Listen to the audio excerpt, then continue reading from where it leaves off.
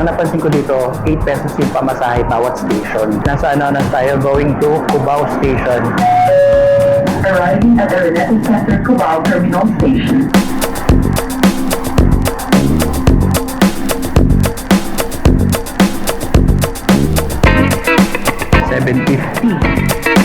Wow!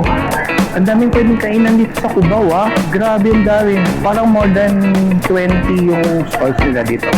Merong pure food nuggets, shawarma, rice in a box, waffle time, Louis Buko, may master siomai, may chopstick fried noodles. Ay sige, ito try natin. Sige, ito na lang. Chopstick fried noodles. Try natin. From 36 pesos hanggang 100 pesos. Meron tayo dito. Yan. So, nag-order tayo ng fried noodles. 2 pieces, siomai pa rin. Tapos, medyo spicy. So, ito yung noodles, may kasamang toge. Nakikrave na ako. May part kukunin sa protein. Sa opening.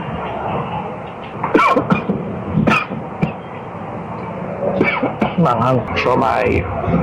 Ang maganda dito, bukod sa freshly cooked siya, yung mga fried noodles, hindi siya nakakasawa.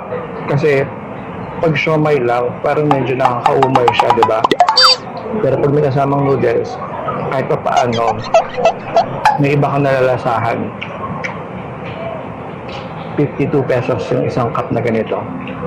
So, halimbawa, nagko-commute ka, late ka na sa work, wala ka pang kinain.